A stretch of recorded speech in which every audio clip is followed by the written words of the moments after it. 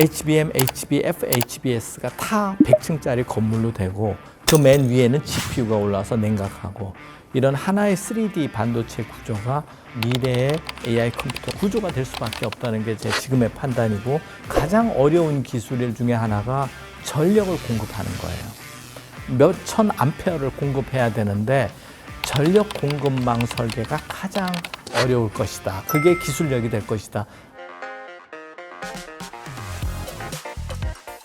HBM의 아버지라고 불리시죠? 카이스트의 김정호 교수님 모셨습니다. 안녕하세요. 네, 반갑습니다. 초대해 주셔서 감사합니다. 시간 내주셔서 감사합니다. HBM 이야기부터 해야 될 것 같은데 사실 HBM이라는 게 양산이 되고 적용이 되기 시작한 건 기껏해야 2년 정도밖에 안 됐잖아요. 그렇죠? 그 HBM3가 그렇고요. HBM1은 2010년대 정도부터 SK 하이닉스하고 같이 이제 참여했었고 GPU 쪽 담당은 엔비디아, AMD가 있었습니다. 그래서 HBM1은 2010년대 초반에부터 시작이 됐죠. 이제 그때는 이제 그래픽 카드용이긴 했습니다. 교수님이 박사학위를 따셨던 시점은 1990년대지 않습니까? 맞습니다. 근데 2010년에 처음 만들어진 HBM을 일찌감치 연구를 하셨더라고요. 그러니까 제가 박사학위는 93년에 받았고 그런데 약간 물리학 쪽에 가까웠습니다. 세상에서 가장 빠른 전기 신호를 이제 측정하는 계측기를 만들었어요. 레이저 가지고. 그래서 제 지도 교수님이 몇 년 전에 노벨 물리학상을 받았는데요. 근데 그때 제가 만든 장비가 femtoseconds라고 빛도 거의 정지된 그 극단의 시간에서의 현상을 레이저로 이렇게 관찰하는 일을 했었는데 요즘 이제 AI가 되면서 워낙 많은 데이터가 필요하니까 피코세컨드 단위 또는 femtoseconds 단위까지 이제 디지털 회로 동작이 그렇게 빨라졌어요. 그러니까 박사학위 했던 게 30년 지나서 다 도움이 되고 있고요. 그런데 그 당시 박사학위 했던 분야는 너무 좁고 깊은 분야라서 좀 세상과 소통하고 살고 싶다라는 그런 제 성격이 반영이 돼서 그때 무슨 생각이었는지 앞으로 메모리가 중요하게 될 것이다 이렇게 생각을 해서 94년에 삼성전자 메모리 사업부에 입사하게 됐습니다. 그때부터 계속 메모리를 공부하고 연구했는데 그래서 카이스트에 96년에 와서부터 시작을 했는데 한 2010년대니까 10년 정도 계속 어떤 HBM 전 단계 기초 연구가 진행이 되다가 상품으로는 이제 HBM으로 이렇게 적용이 됐다 이렇게 볼 수 있습니다. 근데 이런 그 HBM에 필요한 또 다양한 기술이 양자역학이라든가 반도체 물리라든가 수학이라든가 그런 게 있는데 그건 또 다 대학교 2학년, 3학년 때 배운 과목들이더라고요. 특히 수학이 선형대수가 많이 필요한데 그게 1981년도에 제가 공부했으니까 지금의 HBM이 이렇게 계속 나오고 앞으로 저희 연구실에서는 HBM8까지 앞으로 30년 또 로드맵도 제시했는데 그 긴 시간으로 보면 한 50년 정도는 되지 않느냐 이렇게 싶습니다. 당시에 HBM 개념을 공부하시고 고민하실 때 이 인공지능 시대가 올 것이고 그리고 인공지능 시대 때 핵심이 될 거라고 예상을 하셨었나요? 아닙니다. 그때 이제 AMD, 엔비디아는 그래픽 카드에 쓰려고 했었습니다. 그래픽 카드에 필요한 수학하고 인공지능 수학하고 같아요. 그러니까 이제 HBM의 인공지능의 핵심 부품이 됐는데 처음에는 이거 그 엔비디아 입장에서는 그래픽 카드에 쓰이겠구나라고 알았죠. 그런데 저는 우리나라는 TV 산업이 발전돼 있으니까 텔레비전 안에 이 칩을 넣고 싶었어요. 그래서 더 텔레비전 화면을 화려하고 생동감 있고 실감 있게 만드는 데 필요할 것이다 해서 전 TV 용도로 생각을 했었고요. 그런데 2015년쯤에 학교에서 이렇게 젊은 교수님들하고 미팅을 하는데 딥러닝이라는 단어를 쓰더라고요. 인공지능의 초창기였죠. 그런데 뭐 이런 기술도 있어 하고 약간 농담 삼아서 서로 얘기하는데 저만 못 알아들었어요. 그래서 그때부터 제가 사실상 전공을 2015년 정도부터 AI로 바꿨습니다. 겉으로는 이제 HBM 연구하는 연구실로 돼 있지만 개인적인 거는 2015년부터는 완전히 AI 공부로 바꿨습니다. 근데 몇 년 하다 보니까 AI 알고리즘하고 HBM이 딱 맞아 떨어지는 거예요. 아, 그래서 이게 AI에 폭발적으로 쓰이겠구나 이랬는데, 그때는 이제 CNN이라고 카메라에 붙여서 물체를 판독한다든가, 조금 지나서 강화학습이라고 그래서 바둑을 잘 두는가 이런 용도였는데, 그때도 역시 행렬이 많이 들어가니까 HBM이 필요했는데, 지금과 같이 이렇게 폭발된 거는 GPT, 챗 GPT가 나오는 2020년대 초반이 아닌가 싶습니다. 앞으로는 AI가 에이전틱 AI로 또 발전할 것 같고요. 또 일부는 또 피지컬 AI로 가는데, 알고리즘상 에이전틱 AI나 피지컬 AI는 지금보다 메모리 사용량이 한 1000배는 더 높아질 것 같아요. 그러면 HBM이 아니라 울트라 HBM이 필요한 시대가 올 것 같아요. 그래서 저희는 이제 다른 아이디어도 냈는데, 근데 하여튼 처음에는 몰랐습니다. 그게 운이라고 볼 수도 있는데, 대학교 2학년 때 행렬, 선형 대수를 굉장히 좋아했는데 양쪽이 다 똑같은 수학을 되니까 운인 거죠. 이게 HBM이 D램을 여러 개 쌓은 거라고 저는 네. 이해하고 있는데 네. 개념을 제대로 이해하고 있는 게 맞나요? 네, 맞습니다. 그런데 아까 이제 그래픽 카드든 AI든 계산을 하는데 메모리로부터 데이터를 빨리빨리 긁어와야 돼요. 근데 HBM이 필요한 이유는 두 가지입니다. 하나는 용량이 많아야 돼요. 특히 AI가 컨텍스트 엔지니어링으로 가고 멀티모달로 가고 피지컬 AI로 가면서 메모리에 쌓아둬야 되는 용량이 점점 더 커지는 거야. 아마 매 1년마다 2배씩은 커지는 것 같은데, 그럼 10년이면 1000배나 커지는데요. 그 메모리 용량을 늘리려면 반도체를 더 트랜지스터나 메모리 셀을 점점 줄여야 되는데, 이게 트랜지스터나 메모리 셀 사이의 간섭 현상이나 리키지, 누설 현상 때문에 더 이상 줄이기 어려운 경계까지 왔어요. 거의 양자역학 경계까지 왔으니까 더 이상 줄이기 어려워요. 그러니까 용량을 늘리기 어려워요. 그래서 제가 2000년대 초반부터 미래 메모리는 쌓을 것이다. 쌓아야 된다. 그래서 그때부터 이제 쌓는, 남들은 대부분 다 단층 반도체를 설계할 때 우리는 쌓자. 저희는 물론 이제 설계 위주로 하고 삼성과 하이닉스에서 실제 그걸 구현하긴 했습니다만은 쌓아야 된다는 생각을 가지고 있었고, 그걸로 제품이 나온 게 이제 HBM이죠. 두 번째는 데이터가 용량이 많아도 그 데이터를 GPU에 빨리빨리 공급을 해야 돼요. 그래야 챗 GPT가 우리한테 문서나 글을 빨리빨리 보내거든요. 요즘에 이제 영화까지 만들어야 되는데, 그래서 속도를 넓히려면 데이터를 병렬적으로 동시에 보내는 기술이 필요해요. 그러니까 자동 고속도로가 8차선이었다면 기존의 메모리가 이건 1024차선, 요즘은 2048차선, 몇 년 후에는 100만 차선이 될 것 같아요. 그래서 두 가지 특징이 용량도 쌓아서 늘리고 동시에 엘리베이터와 고속도로를 설치해서 데이터를 빛의 속도로 전통적인 메모리보다 1000배, 100만 배나 빨리 보내는 이런 구조인데, 그걸 이제 병렬 구조라고 그러는데, 그 두 개가 HBM의 핵심이 되겠습니다. 이게 HBM 화제이긴 한데 네. HBF 이야기도 조금 나오잖아요. HBF는 뭐고 HBM과는 어떻게 다른가요? 네, 우리가 일반적인 메모리는 D램과 낸드 플래시 두 종류가 되는데요. D램은 빠른 대신에 오래 기억을 못해요. 그런데 낸드 플래시는 용량이 크고 또 속도는 좀 떨어져요. 근데 용량이 엄청 크고 메모리 D램보다 10배쯤 되고, 그 다음에 오래 기억을 해요. 그래서 주로 카메라나 이런 데 들어간 그런 용도의 메모리인데, 아까 HBM을 이렇게 쌓아서 GPU 옆에 있는데 용량이 모자란 거예요. 왜 그러면 최근에는 컨텍스트 엔지니어링이라 그래서 AI에 입력할 때 텍스트만 쓰는 게 아니라 참고 파일도 같이 붙이고 유튜브도 붙이고, 그러니까 동영상 이미지 파일이 막 늘어나요. 그러면은 지금보다 또 메모리 용량이 커져요. 그거를 계산하는 과정에서 다 중간 단계를 KV 캐시라고 그러는데, 그걸 전부 다 저장을 해야 되니까요. 그 다음에 이제 에이전틱 AI가 되면 제가 AI를 10개나 100개를 고용해서 그 AI가 저 대신에 일해요. 그러니까 AI가 일하는 양이 저보다 한 100배는 늘어가는 거예요. 그런데 에이전틱 AI는 24시간 일해요. 우리는 중간에 일을 안 하잖아요. 잠도 자고. 그러니까 일의 양이 엄청 늘어가니까 메모리 용량이 같이 늘어나는 거예요. D램을 쌓았지만 이것조차 용량이 안 돼서 또 다른 방법이 없을까 해서 낸드 플래시를 쌓자 이렇게 해서 낸드 플래시를 쌓는 게 이제 HBF고요.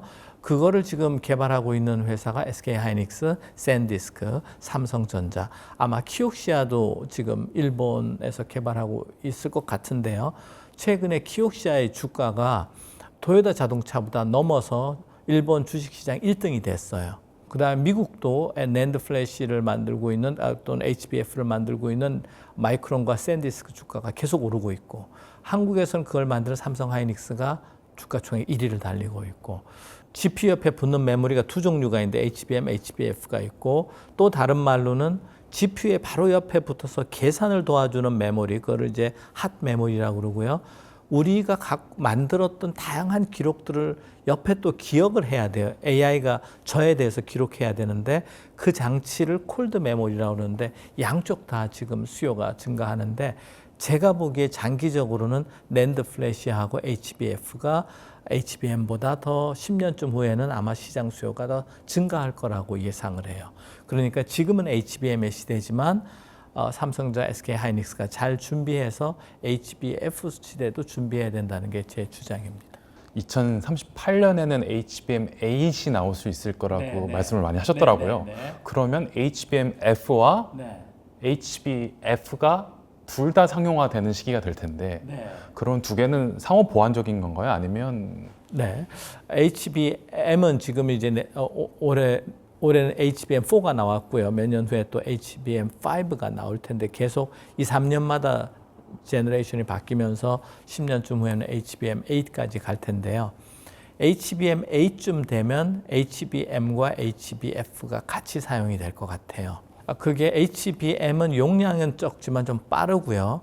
HBF는 좀 느리고 또 약간 물리적으로 한계가 조금 있습니다. 그렇지만은 용량이 커서 HBM이 제일 좋고요. 그런데 아마 용량이 모자라면 옆에 HBF가 붙지 않겠는가, 이렇게 해서 한 개만 있는 게 아니라 HBM8 정도까지 가면 두 개가 공존해서 아파트 타운하고 비슷해요. 제일 가운데 백화점이 있고 주변에 아파트 타운이 있으면 주상 복합 오피스텔 아파트도 있을 수 있고 주택 아파트도 있을 수 있고, 그런 이제 다양한 HBM, HBF가 다양한 형태로 이렇게 컴플렉스를 이루어서 서로 연결돼서 GPU한테 공급하지 않겠나 이렇게 생각하는데, 아마 토탈 용량은 HBF가 HBM8쯤 되면 더 용량이 많아지지 않겠나 이렇게 생각하고 있습니다. 결국은 D램을 쌓느냐 낸드를 쌓느냐의 차이니까 근데 하나만으로 안 된다. 둘 다 필요할 수밖에 없을 것이다. 근데 전 세계 두 개를 동시에 할 수 있는 회사는 삼성전자와 하이닉스밖에 없어요. 현재 샌디스크하고 키옥시아가 지금 주가가 하늘을 찌르지만 HBF밖에 할 수가 없어요. ESSD라고 또 낸드를 쌓는 기술도 있긴 한데 거기는 HBM은 못해요. 그래서 저는 삼성전자와 SK하이닉스가 미래를 끌고 갈 수 있는 가장 강력한 툴을 갖고 있다 이렇게 생각을 하는데, 삼성전자의 회장님이나 선대 회장이나 현재 회장이나 SK하이닉스의 회장께서 이런 거를 다 그림을 그리고 하고 있는지는 제가 잘 모르겠습니다. 만나서 직접 대화 안 해봤는데 아마 열심히 공부하고 계시지 않을까. 그리고 저는 좀 미래에 대한 인사이트와 기본 물리 수학을 바탕으로 예측을 이렇게 하고 있는데 그렇게 될 것 같습니다. 와, 그러면 삼성전자랑 하이닉스가 되게 절대 우위를 보유하고 있다고 해도 무방하네요. 그러니까 오늘 아침도 주가가 9,000을 넘어간 거 아닌가요? 주가 예측은 제 영역은 아닙니다만은 그 밑바닥의 흐름에는 세계가 AI 패권 시대고 AI의 능력은 제 기준에는 메모리 능력이 결정하더라고요.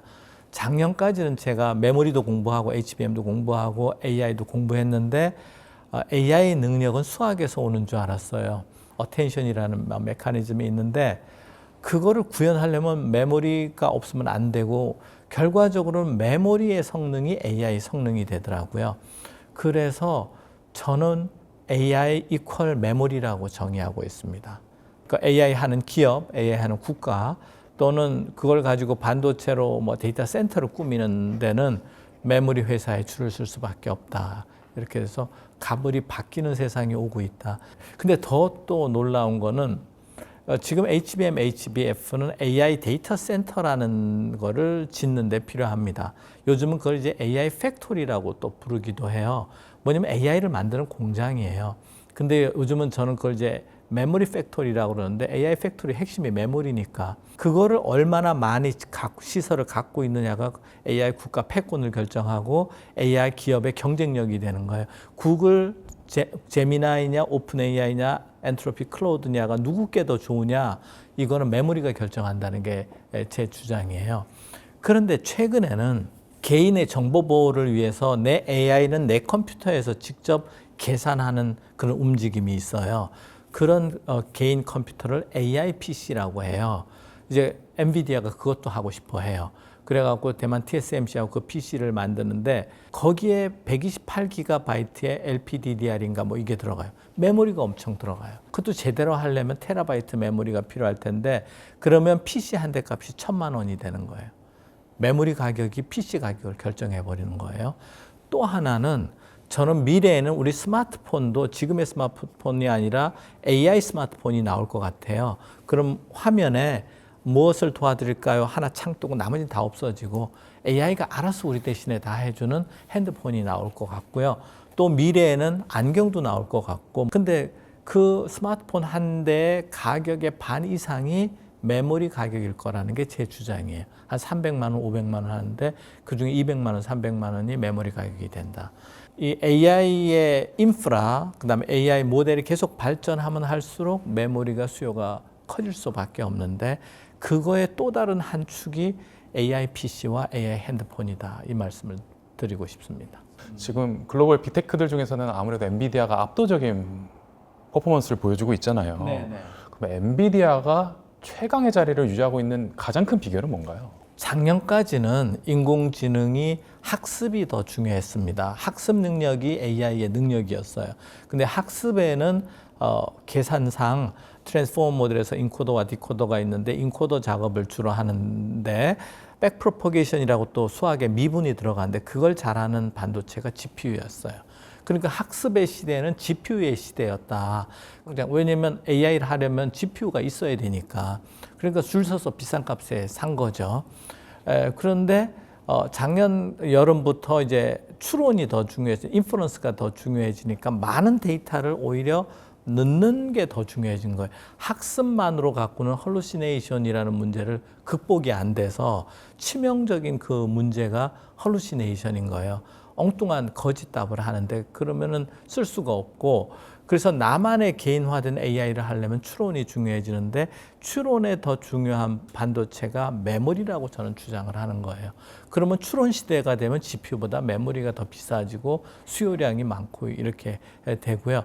또 다른 이유 중에 하나는 GPU는 성능을 높이려면 GPU 면적을 넓혀야 돼요. 계산기를 더 많이 넣는 거죠. 그 중에 한 방법이 세레브라스라는 회사인데 12인치 웨이퍼 전체가 하나의 GPU예요. 그러니까 뭐 30cm, 30cm 되는 그만 원판이 하나의 GPU가 되는 거죠. 근데 그거는 이제 수율을 만들기가 좀 어려워요. 디펙트 하나가 어느 지점 있으면 웨이퍼 전체를 버려야 되겠구나. 그럴 수 있으니까. 그래서 경제성이 없고 특성한 목적밖에 쓸 수가 없는데 그래도 어쨌거나 그런 방법이 있는데 근데 그 세레브러스도 HBM, HBF가 없어요. 메모리가 안 돼서 이제 추론 시대에 약하고 엔비디아는 그러면 메모리처럼 쌓으면 안 되느냐 GPU를 쌓을 수가 없는 게 너무 뜨거워서 냉각기를 뒤에 붙여야 되기 때문에 쌓을 수가 없어요. 이래저래 약간 GPU는 외통수에 걸린 느낌입니다. 그래서 젠슨 황이 요즘 안절부절하죠. 한국에 와서 방송에도 출연하고 야구공도 던지고 치킨도 먹고 맥주도 먹고 만나는 사람이 많은 거는 뭔가 마음 편하지 않다는 건데 그것 중에 하나가 이유가 GPU의 기술적인 성장은 거의 멈춰져 가고 있다. 제 판단입니다. 오히려 인공지능 컴퓨터의 어떤 성장과 진화는 메모리에 달려 있다라는 게 제 판단이고 그래서 지금은 엔비디아 세상이죠. 그러면 실제로 구동되는 GPU가 10%밖에 안 된다라는 것은 GPU를 100만 대 설치해도 일하는 시간은 20%밖에 안 된다는 겁니다. 10%. 왜냐하면 메모리부터 데이터가 와야 내가 계산해서 돌려주는데 메모리로부터 데이터가 잘 안 오는 거예요. 우리가 챗GPT가 단어를 쭉 쏟아내는 순간순간마다 데이터를 HBM, HBF에 읽어들여서 계산해서 다시 써줘야 되는데 읽고 쓰는 시간이 거의 다 걸리는 거예요. 그동안 GPU가 놀고 있는 거죠. 그래서 빨리빨리 읽어올 수 있느냐, 그다음 얼마나 많이 읽어올 수 있느냐가 중요한데 그것 때문에 HBM, HBF가 필요한 거예요. 근데 어쨌거나 계산상으로 보면 아무리 알고리즘을 개선하고 뭐 터보 퀀트를 쓰고 다 해도 뭐 20, 30%밖에 일 안 하고 GPU 나머지 시간을 놀고 있는 것 같아요. 그래서 교수님께서 HBM이나 HBF 안에 GPU가 들어가는 시대가 열릴 거라고. 내가 HBM, HBF가 데이터를 GPU가 목 놓아 기다리고 있잖아요. 그러니 내가 계산하자는 거예요. 내가 아파트라면 아파트 1층에 GPU를 설치해서 엘리베이터 타고 와서 계산하고 우리끼리 한 건물에서 다 하자는 거예요. 그러면 점심시간에 딴 건물 안 가고 여기서 다 해결이 되잖아요. 그래서 HBM 안에 CPU, GPU를 넣자. 그래서 GPU를 완전히 왕따시키자라는 건데 너무 왕따시키면 또 반란이 일어나니까 적절히 역할 분담해서 달래가면서 약간 비싼 일은 우리가 할게. 너는 좀 기다려. 이렇게 해서 항상 목마르게 하자는 게 주장이고 그런 거를 제가 메모리 센트릭 컴퓨팅이라고 부르는데요. 이미 HBM4부터는 그렇게 되고 있습니다. 그러면 HBM과 HBF 안에 GPU를 넣는다고 해도 GPU를 여러 개 쌓는 건 아니니까 냉각 이슈는 없는 거고. 근데 조금 냉각 이슈가 조금 있어요. 그래갖고 지금 HBM4부터 SK하이닉스 삼성이 만드는데 성능에 조금 차이가 날 수 있잖아요. 그게 냉각과 관련이 있어요. 열을 얼마나 빼느냐. 그러니까 1층에 상가를 GPU를 일부 기능을 넣으니까 여기가 너무 뜨거우니까 메모리가 온돌방 위에 있는 거예요. 그러니까 성능이 떨어져요.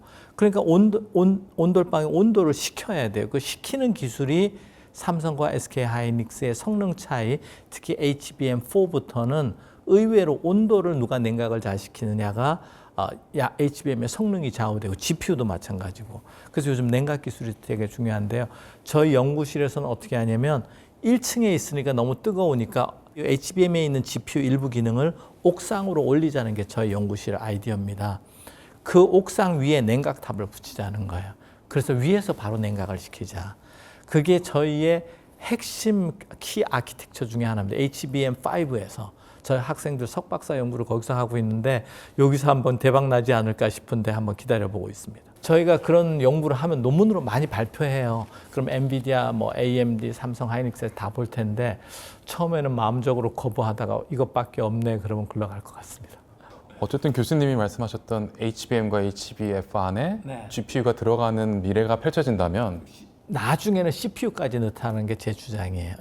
그렇게 된다면 삼성전자, 하이닉스는 더 잘 나간다고 봐야 되는 거 아닌가요? 그런데 이제 기회가 오고 있는 거죠. 더 잘 나간다는 거는 주도권을 더 갖게 되는 거죠.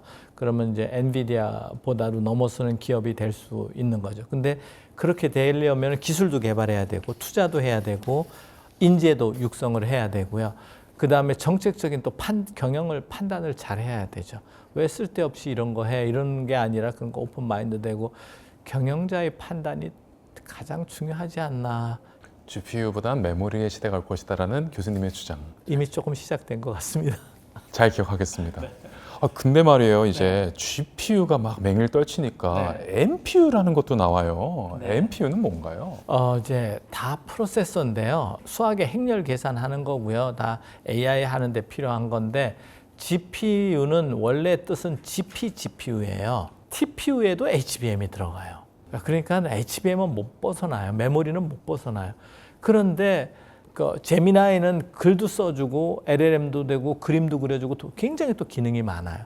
이거 말고 글만 잘 쓰는 데가 또 더 특정한 목적으로 줄여서 단순화한 칩이 NPU예요.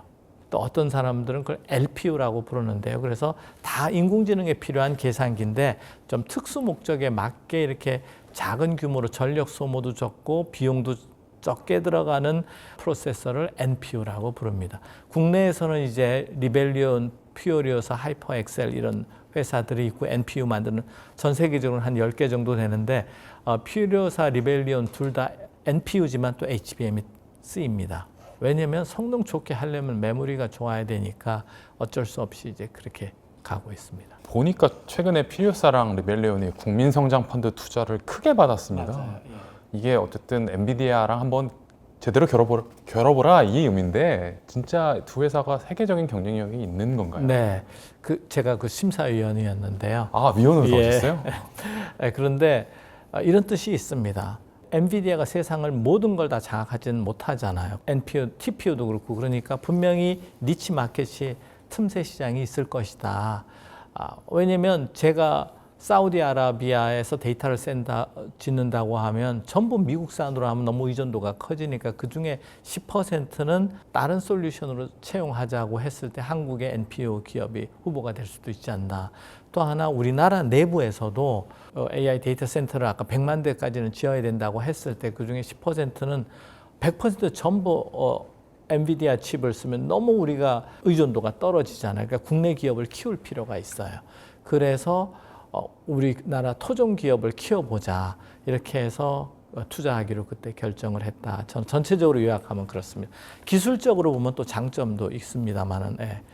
이제 중국 얘기를 드릴 수밖에 없을 것 같은데 중국도 아시다시피 HBM 개발에 착수했고 이제 다음 달에 상장하는 CXMT가 HBM3를 올해부터 양산을 한다고 하네요. 저는 확인을 아직 안 해봤는데 지금 이제 메모리 수요가 너무 폭발적으로 늘어나니까 삼성 하이닉스하고 기존 업체만 안 되니까 중국산을 이제 쓰기 시작할 것 같아요. 그래서 중국 기업 메모리 기업이 이제 시장 점유율을 5%든 10%든 이렇게 점유할 것 같고요. 그다음에 중국 내수 시장에서 또 키워줄 것 같습니다. 화웨이나 알리바바나 이런 데서 이제 NPU나 GPU를 만들기 시작하면 메모리가 필요하니까 그래서 어쩔 수 없이 중국이 메모리 산업에 진출이 될 것 같습니다. 그런데 이제 HBM을 하려고 하는 것 같아요. 연락이 오는 거 보면. 그런데 아마 뭐 몇 년 후에 HBM3가 나올 수는 있겠습니다만 그때의 수율이라든가 성능은 삼성 하이닉스에 비해서 상당히 격차가 나지 않을까. 또 그때쯤이면 삼성 하이닉스가 HBM5를 시장에 내놓고 이러니까 우리가 항상 시장 점유율을 높게 가지고 항상 최선의 기술력을 가짐으로써 계속 앞서가는 방법밖에 없지 않겠나. 그래서 언젠가는 미국, 중국 기업들이 다 HBM, HBF로 쫓아올 것이다. 그래서 우리는 생존에 달린 게임이니까 뭐 끝까지 살아남아야 되겠습니다. 지금 CXMT와 삼성전자 하이닉스 간의 기술 격차가 한 3년 정도 벌어져 있다고 하더라고요. 3년에서 5년 정도. 이게 더 좁혀질 가능성은 크다고 봐야 이제 될까요? 경영적인 판단 미스나 우리가 투자를 제때 안 한다든가, 뭐 인재를 충분히 못 구한다든가, 또 전쟁이라든가 또 미중 간의 어떤 갑자기 화해가 이루어져서 미국이 뭐 기술 봉쇄를 푼다든가 이런 게 가장 큰 위험 요소죠. 가령 미국 엔비디아가 중국산 메모리를 쓰겠다 이러면 뭐 거의 우리나라는 치명적이죠. 그래서 국제 정치도 잘해야 됩니다. 극단적이지만 그럴 가능성도 배제는 못하는 거죠. 알 수 없는 거예요. 30년, 10년 스케일로 보면 뭐 적과 동지가 언제 영원하겠습니까? 중국의 추격은 무시하면 안 되겠습니다. 미국의 추격도 있습니다. 왜냐하면 미국에서 엔비디아나 구글이 삼성 하이닉스만 눈치 보고 살 수는 없잖아요. 그러니까 자꾸 마이크론에 물량을 줄 것 같고요. 샌디스크에 물량을 줄고 또 키옥시아에도 물량을 줄 것 같습니다. 교수님 최근에 연구하신 거 살짝 보니까 고대역 폭 SRAM, HBS라는 개념을 제시하셨어요. 처음 제시한 거예요. 저는 아까도 말씀드린 것처럼 이런 개념은 제시하지만 실제로 구현하려면 삼성 SK 하이닉스 엔진들의 많은 노력은 필요합니다만 그 개념이 10년, 20년 후에 큰 일이 벌어지기도 하는데요. 아까 세레브라스라는 말을 제가 한 적이 있습니다. 엄청 큰 GPU가 있고요. NPU 중에 미국의 LPU라는 또 칩이 있어요. 거기는 HBM 쓰는 게 자존심 상하고 너무 의존되니까 GPU 안에다가 메모리를 집어넣어요. 그러니까 GPU 안에 넣는 메모리를 SRAM이라고 그럽니다. D램보다 한 1000배는 빠른데 용량은 많이 떨어져요. 예. 그런데 제가 이렇게 봤더니 세레브라스든 LPU든 SRAM을 쓰는데 용량이 안 되는 거예요.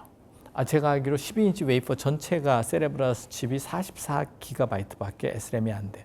이게 440 기가바이트는 돼야 뭘 할 수 있다는 제 판단이어서 SRAM 반도체를 12인치 웨이퍼 전체로 다 SRAM을 깔은 칩을 만드는 거예요.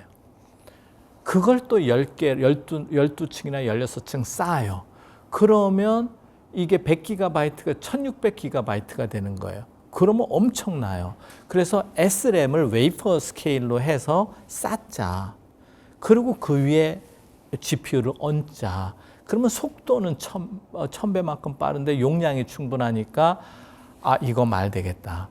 그래서 이제 그거를 SRAM이라고 해서 HBS라고 하는데 제 미래의 꿈은 그렇습니다. HBM, HBF, HBS가 다 100층짜리 건물로 되고 그 맨 위에는 GPU가 올라와서 냉각하고 이런 하나의 3D 반도체 구조가 어쩔 수 없는 미래의 AI 컴퓨터가 구조가 될 수밖에 없다는 게 제 지금의 판단이고 10년, 20년, 30년 걸릴 수도 있는데 거기서 가장 어려운 기술 중에 하나가 전력을 공급하는 거예요. 거꾸로 GPU를 막 HBS, HBM 위에다가 쌓으면 몇천 암페어를 공급해야 되는데 전력 공급망 설계가 가장 어려울 것이다. 그게 기술력이 될 것이다.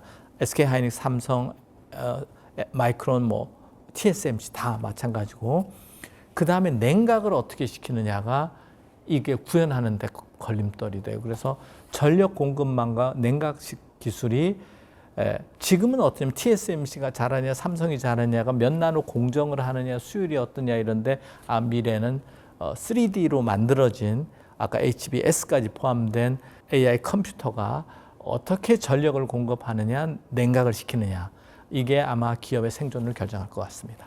HBS는 완전 메모리 반도체의 끝판왕이네요. 끝판왕이죠. 제가 생각해 봤어요. 세레브러스가 GPU를 12인치 웨이퍼로 만드는 그 정보를 10년 전에 들었어요. 뭐야? 이거 어디 쓰려고? 그러니까 국방 AI로 쓰는 것 같아요. 그래서 참 저도 교만한 거죠. 근데 2주 전인가 그게 나스닥의 IPO로 올라갔어요. 그러니까 생각이 좀 바뀌더라고요. 그래. 그래도 이게 어딘가 쓰이더라고요. 그러면 메모리 가장 큰 세레브러스 칩의 약점이 메모리가 모자라니까 그것도 쌓자 이렇게. 그래서 어느 날 아침에 그 개념을 낸 다음에 학생 보고 이메일 보내서 이거 그림 좀 그려줘 해갖고 이제 최근에 이제 HBFS 얘기부터 하는데 올해 석사 신입생이 들어오면 석사 박사 논문을 HBS로 한번 시작해 보려고 그렇게 생각하고 있습니다. 그러면 SRAM부터 만들어야 되잖아요. 네. SRAM은 지금 누가 만들고? 파운드리에서 만드는 TSMC하고 삼성전자에서 만듭니다. 그 올해 같은 경우에는 네. 삼성전자 하이닉스의 합산 영업이익이 한 500조에서 600조 사이 나오는데 네. 이거 현실적인 건가요? 아니면 장밋빛 전망인가요? 현실적인 것 같습니다. 대단히 타당한 건가요? 네. 제가 삼성전자 하이닉스 임원들을 자주 테크니컬 미팅을 많이 하는데 눈빛이 점점 더 밝아지는 것 같습니다. 그분들이 저한테 매출 이런 얘기는 안 하지만 근데 지금 이제 HBM, HBF의 또 중요한 특징 중에 하나가 커스텀 HBM이에요. 전에는 이제 표준화된 거 만들어 놓으면 많이 만들어 놓는 거죠. 사가고 쓰는 사람이 많이 샀다가 적게 샀다 이렇게 해서 이제 가격을 올렸다 내렸다 하는데 그걸 사이클이라고 불렀죠. 그러니까 메모리 업체가 주도하는 게 아니라 CPU나 마이크로소프트나 또는 컴퓨터 업체가 사는 수량을 정한 거니까 우리는 항상 추가로 만들어 놓고 눈치껏 많이 만들어 놓고 어떤 데 많이 만들어 놓으라고 해서 했더니 안 사가고 그래서 우리 재고 부담을 우리가 안고 그걸 이제 메모리 사이클인데 HBM4부터는 그 GPU 기능이 들어가고 또 중요한 기능 중에 하나가 HBM끼리 소통을 시작을 합니다. 그전에는 GPU가 시키는 일만 했는데 우리끼리 소통하자는 게 제 주장이에요. 미래 HBM은. 그러면 우리가 GPU끼리 경쟁을 시켜서 더 많이 나한테 잘하는 도한테 메모리를 더 주는 거예요. 그러니까 약간의 우리끼리 조합을 만드는 거죠. 그 우리끼리 해서 밑보이는 사람한테는 GPU한테는 안 주고 이렇다라는 뜻이에요. 그런 특징이 있는데 어쨌거나 이런 그 알고리즘 그 다음에 통신 기능, GPU 기능이 들어가면 이게 회사마다 구글이냐 AMD냐 엔비디아에 따라서 HBM 설계가 바뀌는 거예요. 그러면 이걸 이제 커스텀 HBM인데 그럼 처음 개발할 때부터 물량을 약속받고 들어가는 거예요. 그걸 롱텀 어그리먼트라고 그러는 거죠. 아예 약속을 안 받으면 시작을 안 하는 거예요. 근데 지금 AI 기업은 너무나 성능 좋은 HBM이 필요하니까 줄을 서는 거죠. 그래서 공급자 시장이 되고 공급자가 가격을 결정하고 이렇게 되니까 좀 패러다임이 다르고 중국은 그 커스텀 HBM에 당분간 들어가기 쉽지 않죠. 미국 기업이 중국보다는 우리나라 기업들하고 일하고 싶어 할 것 같습니다. 예, 지금까지 네, 카이스트 김정호 교수님하고 반도체 생태계 이야기했습니다. 오늘 말씀 고맙습니다. 감사합니다.